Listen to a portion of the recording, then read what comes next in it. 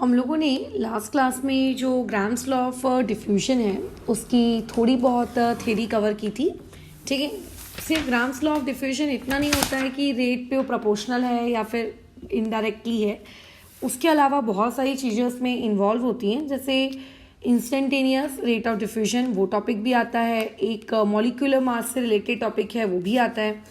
तो हमने बेसिकली अभी क्या देखा, एक basic grams law of diffusion क्या होता है, बस वो है ना। अभी उसके और 2-3 ब्रांचेस तुम्हारे सामने आएंगी, बट उन 2-3 ब्रांचेस में घुसने से पहले तुम्हें एटलीस्ट ये पता होना चाहिए कि आपने जो ग्राम्स लॉ ऑफ डिफ्यूजन पढ़ा है उस ग्राम्स लॉ ऑफ डिफ्यूजन से रिलेटेड आपके पास न्यूमेरिकल्स किस तरीके से आ सकते हैं और किस तरीके से तुम उनको क्या करोगे, डील करोगे।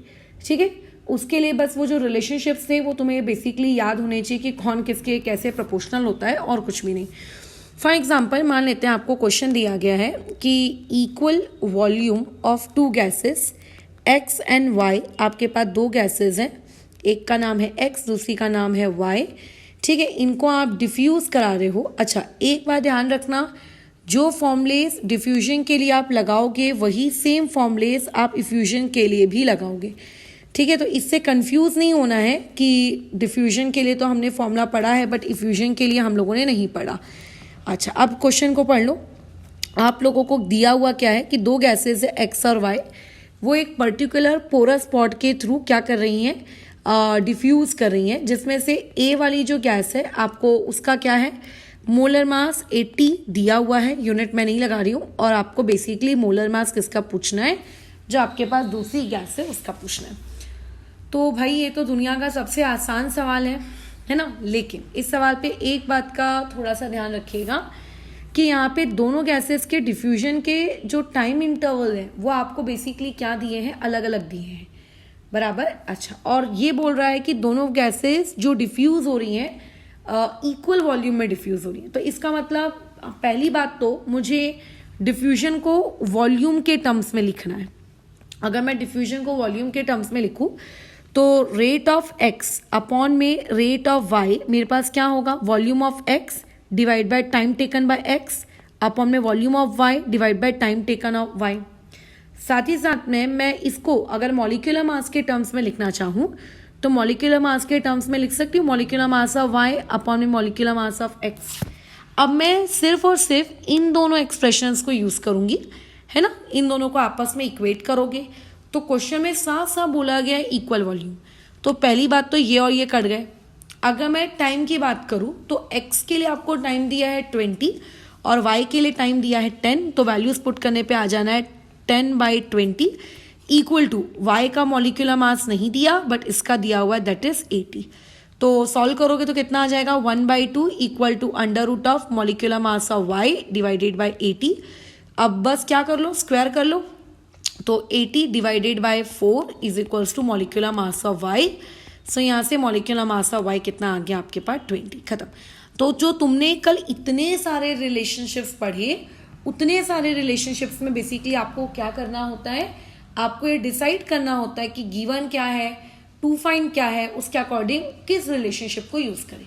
ठीक है, अब जैसे इस पर्टिकुलर क्वेश्चन में आपको डेंसिटी के बारे में कुछ दिया ही नहीं है, तो मैं क्यों फालतू डेंसिटी वाला रिलेशनशिप यूज करूंगी।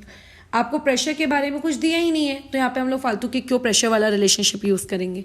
ठीक है, अच्छा, अब जैसे ये एक बहुत ही सस्ते लेवल का सवाल आपको दिया गया है, द रेट ऑफ इफ्यूजन, ठीक है, ऑफ O2 एंड H2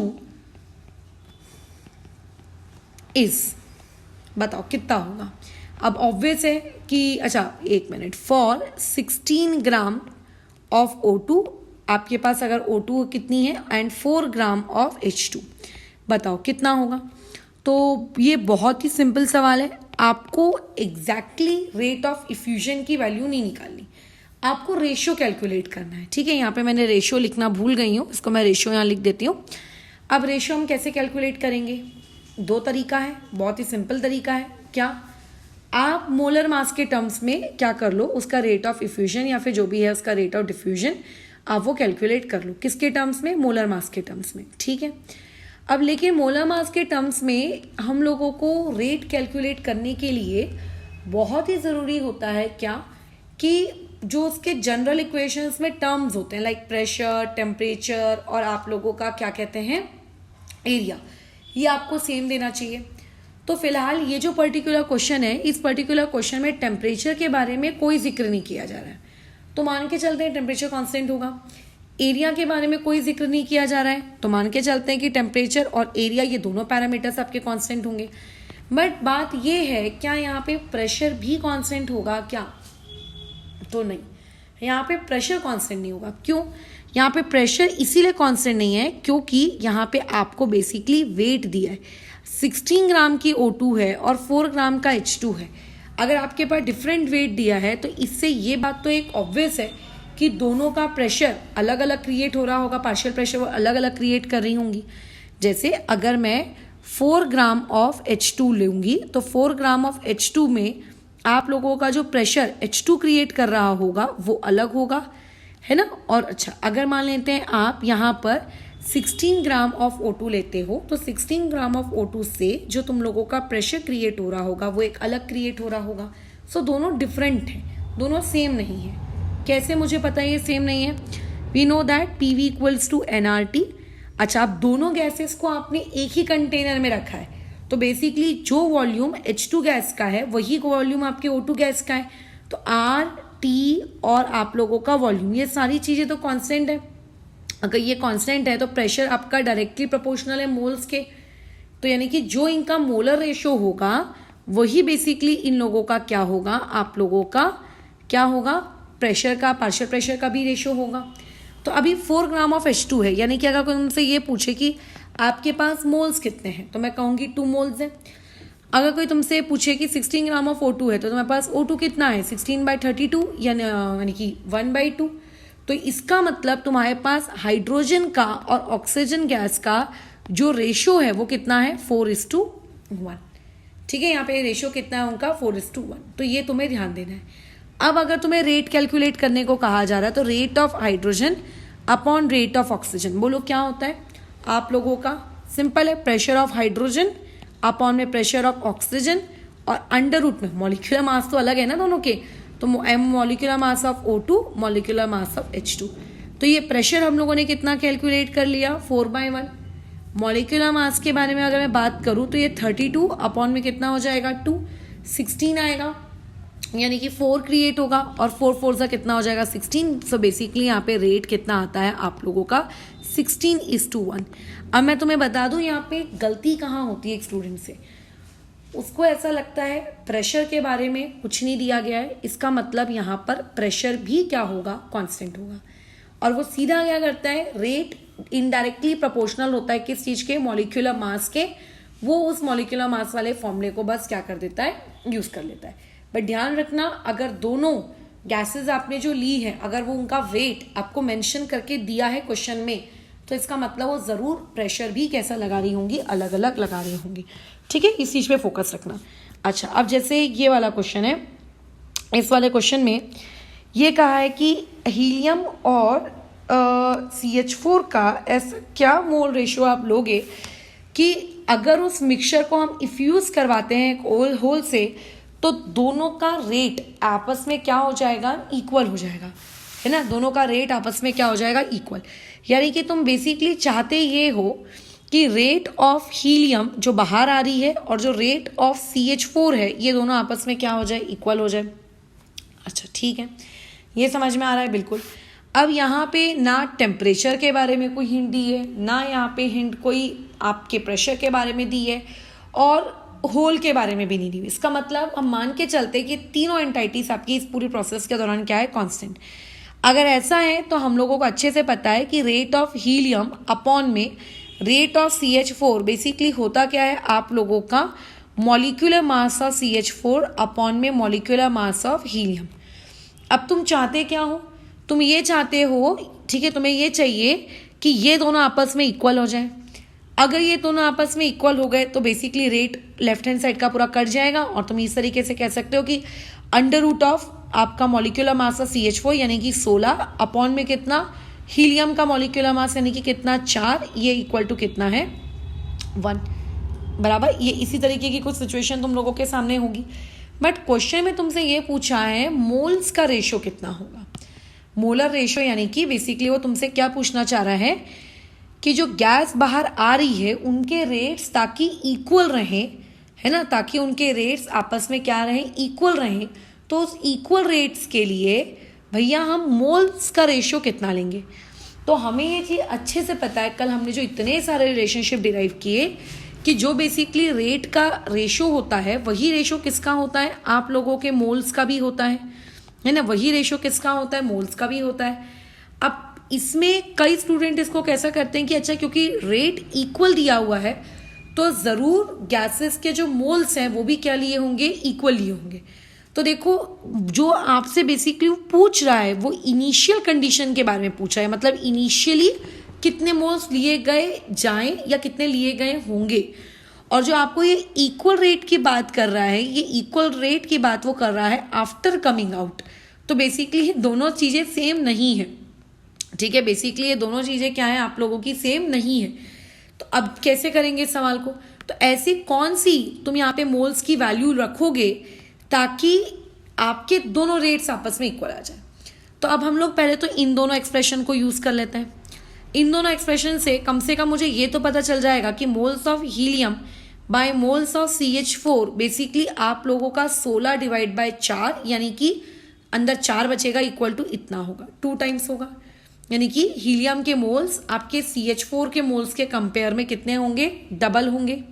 अच्छा अब वो आपसे ये पूछ रहा है, मतलब इनिशियली अगर आप हीलियम और CH4 का इतना कॉम्बिनेशन लेते हो तो हीलियम के मोल CH4 के मोल्स में के कंपेयर में क्या हो जाएंगे, डबल हो जाएंगे। अब वो तुमसे ये पूछ रहा है कि आखिर क्या मोलर कंपोजिशन लिया गया होता ताकि ये रेट आपस में क्या आ जाता है, इक्वल आ जाता। तो आप क्या कहोगे कि अगर आपको ऐसा चाहिए तो आप ये कंपोजिशन ले लो, 2:1 का कंपोजिशन ले लो, क्योंकि जब हम 2:1 का कंपोजिशन लेंगे तो ऐसे केस में मोल्स ऑफ हीलियम और बाय मोल्स ऑफ CH4 इस चीज को एक मिनट यहाँ गड़बड़ हो गई क्या मेरे इसमें,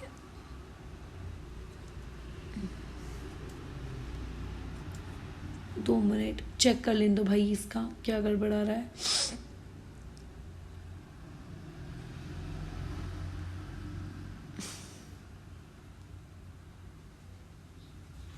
ठीक है, आखिर वो तुमसे ये पूछना चाह रहा है कि ऐसा कौन सा मोल्स का मिक्सचर लोगे ताकि आपका रेट आपस में क्या हो जाए, बेसिकली इक्वल हो जाए। तो इनडायरेक्टली अब वो मुझसे ये पूछ रहा है कि आपको एक रिलेशनशिप डिराइव करना है किसके बीच में, मोल्स के बीच में और रेट के बीच में।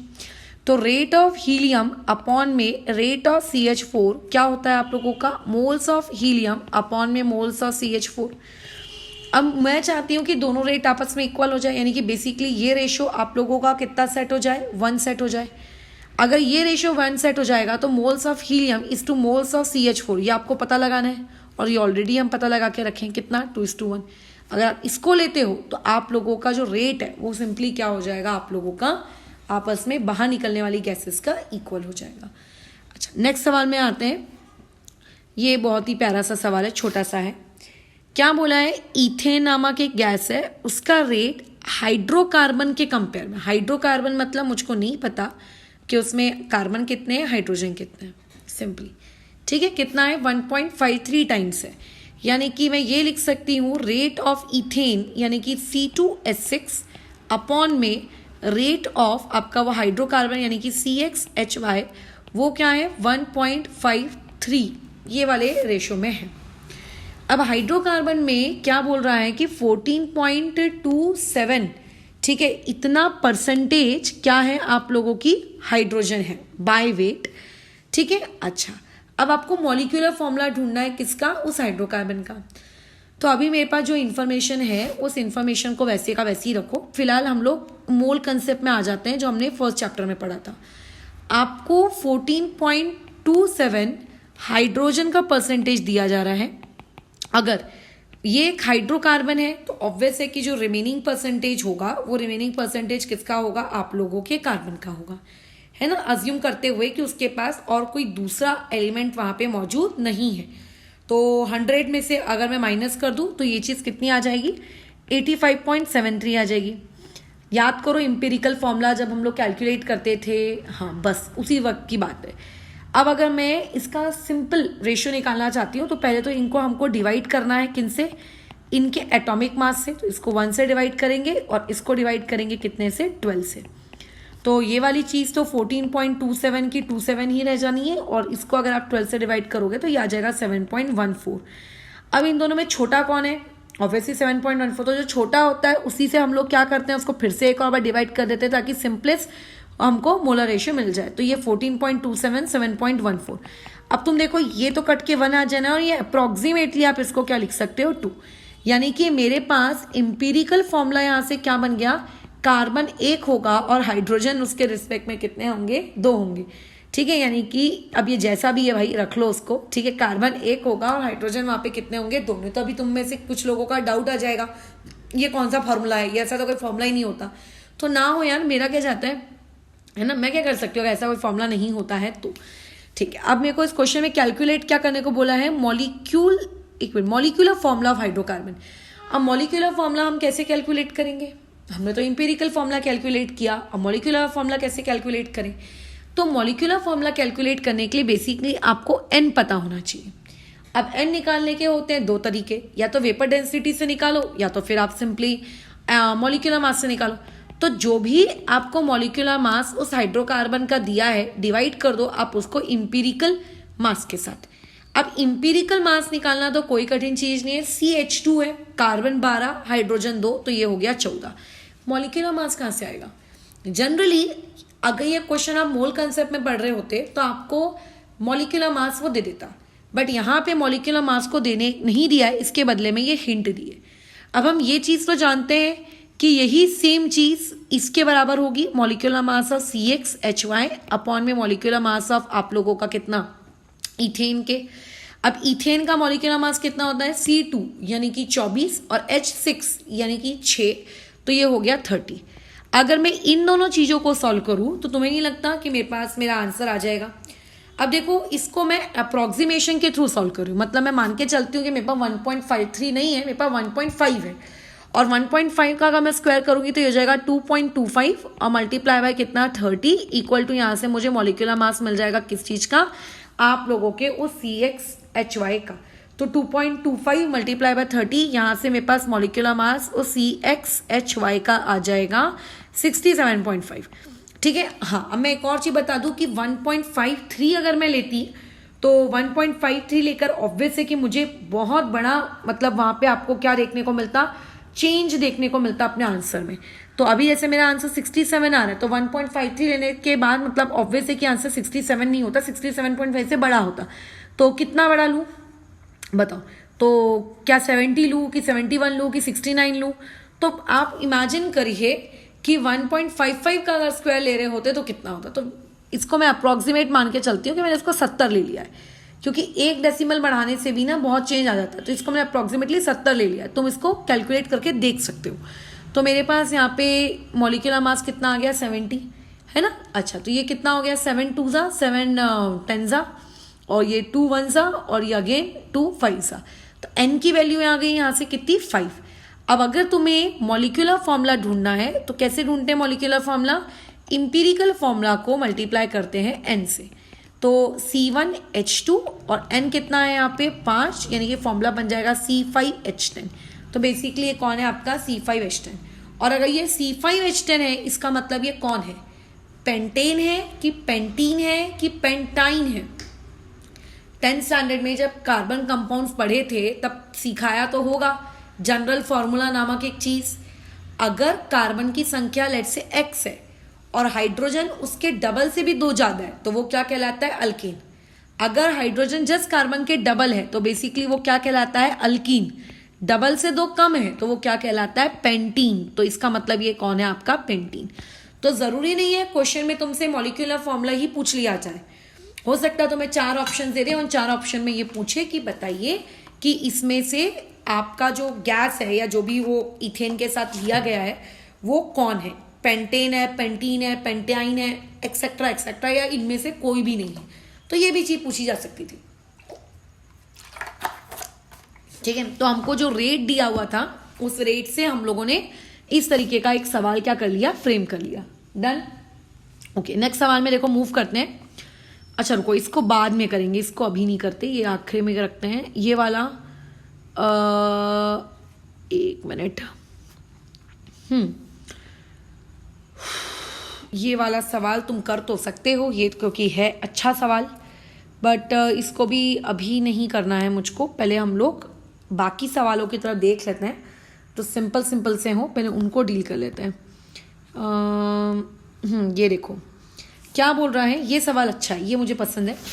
आपको ये बोल रहा है कि आपके पास एक नाइट्रोजन गैस थी 1 atm पर और 300 केल्विन के टेम्परेचर पर, और उसको 25 सेकेंड्स लगते थे डिफ्यूज होने के लिए।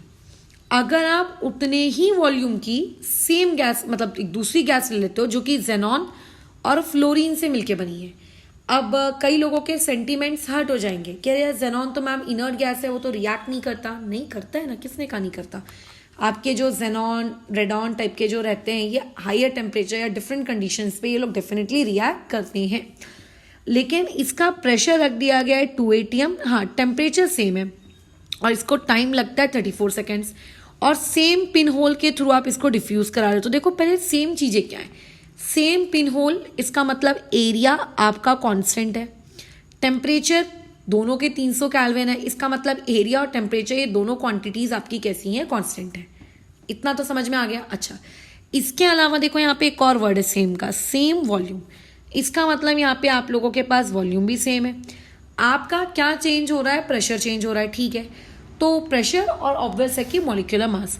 तो rate of nitrogen gas upon में rate of that unknown gas, let it be X, equal to क्या हो जाएगा, pressure of nitrogen gas upon में प्रेशर ऑफ एक्स, और अंडर रूट में molecular mass of X upon molecular mass of कितना, आपकी nitrogen gas.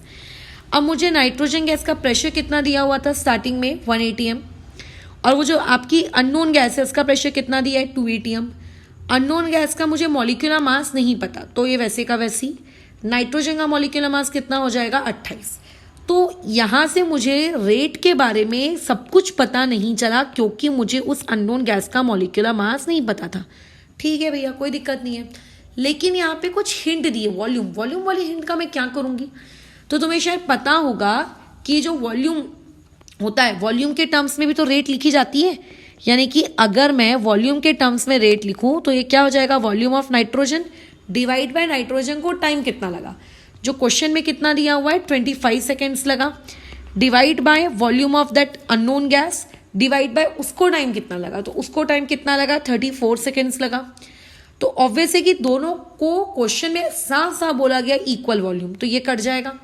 तो यहां से कम रेट कितना होता है ये पता चल गया, कितना होता है 34 डिवाइड बाय 25। अब ये जो रेट की वैल्यू आई है, इस रेट की वैल्यू को यहां पुट किया जा सकता है। अगर मैंने इस रेट की वैल्यू को यहां पे पुट किया तो ये आ जाएगा 34 अपॉन में 25 इक्वल टू 1/2 अंडर रूट में उस x का molecular mass divide by 28। Simply आपको क्या करनी है कैलकुलेशन, तो ये हो जाएगा 68 डिवाइड बाय 35 इक्वल टू आपका वो मॉलिक्यूलर मास। तो एक काम करते हैं, स्क्वायर कर लेते हैं ताकि अंडर रूट हट जाए। तो स्क्वायर करने के बाद सॉल्व करना पड़ेगा इसको, देख लेते हैं कितना आता है। देखो 68 का स्क्वायर, तो वैसे तो तुम लोगों को स्क्वायरिंग करनी आती है। अब अगर कुछ लोगों को ट्रिक्स पता है तो ट्रिक्स के थ्रू करो, नहीं तो नॉर्मल जैसा करते हो बचपन से करता है वैसे ही कर लो। तो 68 का स्क्वायर कितना हो जाना है 4624, और 35 का कितना हो जाना है 25, 3 4 12, 1225, और मल्टीप्लाई में यहाँ कितना आ गया 28। तो यहाँ से आप x मतलब बेसिकली उस अननोन गैस का आप क्या निकाल सकते हो, मॉलिक्यूलर मास कैलकुलेट कर सकते हो। तो ये न्यूमरेटर मेरे पास आता है 129472, और इसको डिवाइड करते हैं 1225 से, तो मेरे पास वहां से वो जो अननोन गैस है उस अननोन गैस का क्या आ जाएगा मॉलिक्यूलर मास। तो ये जो अननोन गैस है इसका मॉलिक्यूलर मास आ गया 105.69, यानी कि चलो इसको अप्रोक्सीमेट करके लिख देती हूँ मैं 106। बट मुझको तो मॉलिक्यूलर फॉर्मूला पूछा था, मुझे तो मॉलिक्यूलर मास तो पूछा ही नहीं था। फिर अब क्या करें, सिंपल है, आपको एक जो गैस दी हुई है वो गैस बनी हुई है जेनॉन से, और वो गैस बनी हुई है फ्लोरीन से। सॉरी एफ लिख दिया, एफ की जगह रुको। अब अगर मैं तुमसे पूछूंगी कि इसका जनरल फॉर्मूला आप क्या लोगे, जनरल मतलब आप लेट कर लो। तो मान लेते हैं जेनॉन हमारे पास x है और फ्लोरीन मेरे पास कितनी है, y है। ऐसे में अगर कोई मुझसे पूछेगा कि इस पर्टिकुलर कंपाउंड का आप मॉलिक्यूलर मास कैलकुलेट करके दो, तो हम लोग क्या इसका मॉलिक्यूलर मास कैलकुलेट कर सकते हैं क्या? बिल्कुल। एक जेनॉन के पार्टिकल का कितना होता है एटॉमिक मास? 131। तो 131x प्लस आप लोगों का जो फ्लोरीन होता है ना, वो क्या होता है बताओ? वो होता है आप लोगों का कितना? 19 उसका होता है आई थिंक, है ना। और ऐसे आपके पास y पार्टिकल्स। तो ये वाला जो मॉलिक्यूलर मास आपने निकाला है और जो आपका ये आया है, ये तो सेम ही रहेंगे क्योंकि एक ही कंटेनर के अंदर के कंपाउंड्स की बातचीत की जा रही है। अच्छा, अब देखो सबसे इंपॉर्टेंट इंफॉर्मेशन, आप लोगों के पास जो गैस होती है ना ये टाइप की, जेनॉन, रेडॉन, ये कभी इस फॉर्मेट में आपको नहीं मिलेगी Xe2O2F2। मतलब अगर ऑक्सीजन के साथ बना रही है तो डेफिनेटली मिलेगी, बट यूजुअली आप लोगों के पास अगर क्वेश्चन में ये नहीं दिया और ऐसी कोई हिंट नहीं दी गई है कि जेनॉन के आपके पास कितने पार्टिकल्स थे, अगर आपको ये नहीं बताया गया है जेनॉन के कितने पार्टिकल्स थे, तो हम लोगों को सबसे पहले ये अज्यूम ही करके चलना है कि जेनॉन के कितने पार्टिकल्स रहेंगे, एक ही पार्टिकल। क्योंकि मैक्सिमम एग्जांपल्स आप जो जेनॉन के कंपाउंड्स के देखोगे, क्योंकि जेनॉन के कंपाउंड्स के जो पार्टिकल्स होते हैं वो कोई ऐसे नहीं होते कि आपके क्या कहते हैं अनलिमिटेड, ठीक है, अनलिमिटेड तो नहीं होते, वो एक ही होते हैं, 1 2 4 6 8 10 गिने चुने, ठीक है। अच्छा, तो ऐसे केस में हम लोगों के पास जितने भी एग्जाम्पल्स हैं, ठीक है, उसमें ज़्यादातर में जेनॉन के जो पार्टिकल्स की संख्या होती है वो एक ही होती है। तो देयरफॉर हम यहाँ पे x की वैल्यू अगर 1 लेंगे तो यहाँ से मेरे पास y की वैल्यू देखो निकल कर आ सकती है, ठीक है, अगर मैं x की वैल्यू लूँगी तो। लेकिन यहाँ से ये मेरा 106 आ रहा है मास, तो मेरा तो y तो फिर निगेटिव में आ जाएगा। इसका मतलब मैंने मास निकालने में कुछ गड़बड़ कर दी है, इसका मतलब ये मास मेरा सही नहीं निकला है क्योंकि गलत आ रहा है। ऐसे में तो y निगेटिव आ जाएगा। चेक करो कहाँ हुई है कैलकुलेशन एरर।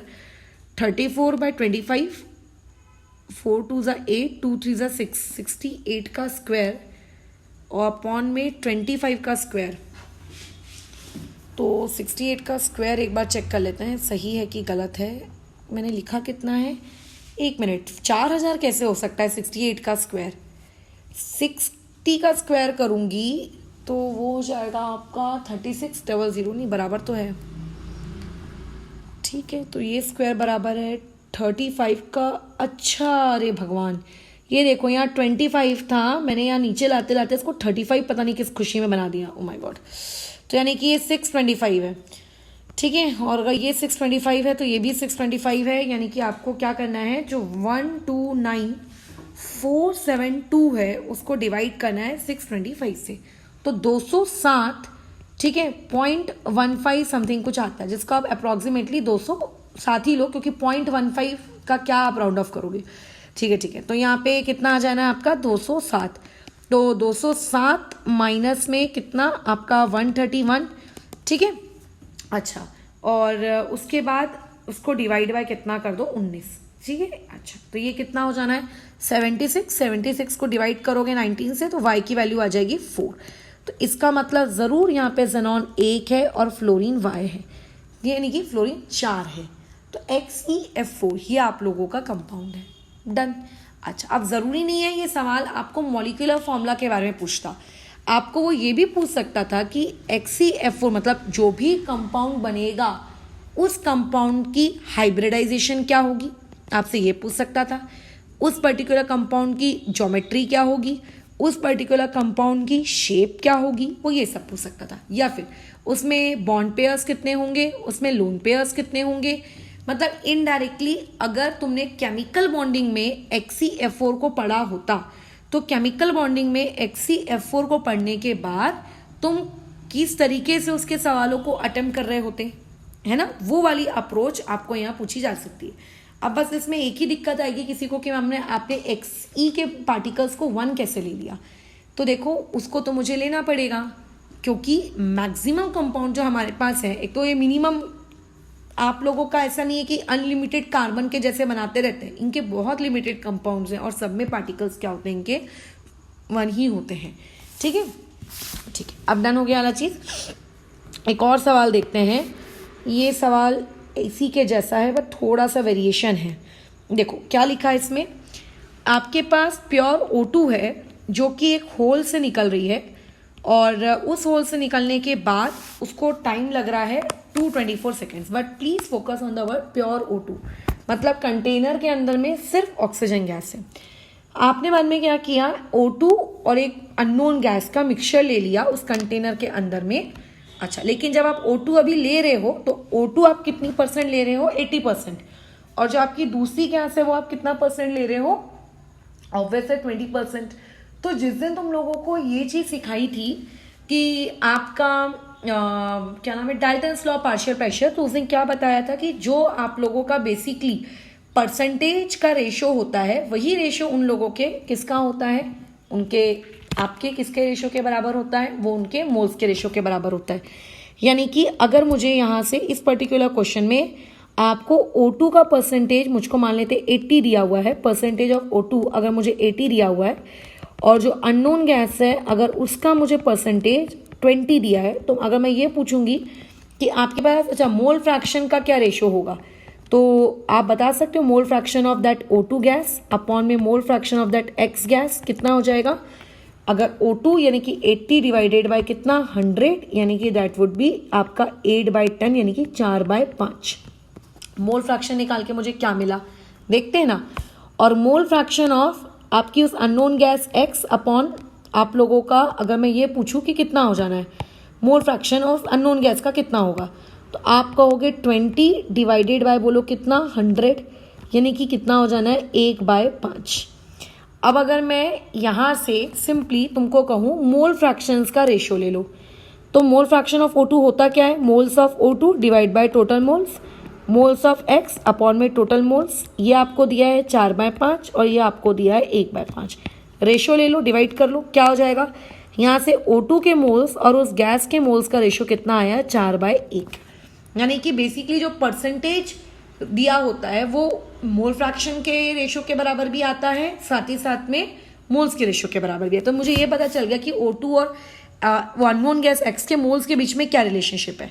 अच्छा, अब जो मेरी पास पहली गैस थी जब वो प्योर थी तब उसको 224 सेकेंड्स लगते थे और अब उसको 234 सेकेंड्स लग रहे हैं। दोनों के मिक्सचर को 234 लग रहे हैं, एक को नहीं।